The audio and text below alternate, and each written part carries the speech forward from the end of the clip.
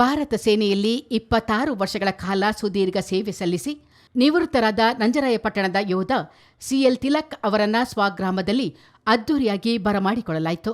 ನಿವೃತ್ತ ಸೈನಿಕರು, ಕುಟುಂಬಸ್ಥರು ಮತ್ತು ಗ್ರಾಮಸ್ಥರ ಸಂಭ್ರಮ ಮುಗಿಲು ಮುಟ್ಟಿತ್ತು. ಜಿಲ್ಲೆಗೆ ಪಾದಾರ್ಪಣೆ ಮಾಡಿದ ತಿಲಕ್ ಅವರನ್ನ ಕೊಡಗಿನ ಗಡಿಯಲ್ಲಿ ಬರಮಾಡಿಕೊಳ್ಳಲಾಯಿತು. ತಿಲಕ್ ಅವರು ಕಾವೇರಿ ಮಾತೆಗೆ ಮಾಲಾರ್ಪಣೆ ಮಾಡಿದರು. ಬಳಿಕ ಅವರನ್ನ ಹಾರ ತುರಾಯಿಗಳೊಂದಿಗೆ ತೆರೆದ ವಾಹನದಲ್ಲಿ ನಂಜರಾಯಪಟ್ಟಣ ಗ್ರಾಮದವರೆಗೂ ಮೆರವಣಿಗೆಯಲ್ಲಿ ಕರೆತರಲಾಯಿತು.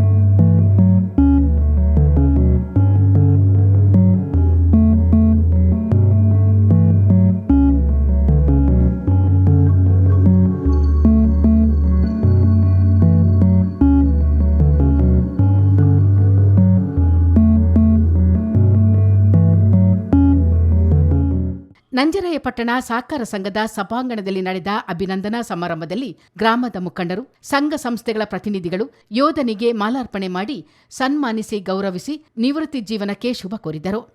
ಈ ಸಂದರ್ಭ ಯೋಧನ ತಾಯಿ ರಾಧಾ, ಪತ್ನಿ ಪೂಜಿತಾ, ಸಂಬಂಧಿಕರಾದ ಗ್ರಾಮ ಪಂಚಾಯಿತಿ ಮಾಜಿ ಅಧ್ಯಕ್ಷ ಸಿಎಲ್ ವಿಶ್ವ, ಶಿಕ್ಷಕಿ ಸಿಎಲ್ ಜ್ಯೋತಿ, ನಡುಮನೆ ಹೇಮಾವತಿ, ರಾಜ್ಯ ಪ್ರಾಥಮಿಕ ಶಾಲಾ ಶಿಕ್ಷಕರ ಸಂಘದ ಪ್ರಧಾನ ಕಾರ್ಯದರ್ಶಿ ಹರಗದ ಚೇತನ್, ಮಾಜಿ ಸೈನಿಕರುಗಳಾದ Panatale Somanna, Jalaluddin, PK Ramu, Kemmarana Girish, Boppana Dhananjaya, Anthony, Dinesh, CR Honnappa, Ravi, James, Parera Jaya ಮತ್ತಿತರರು ಹಾಜರಿದ್ದರು.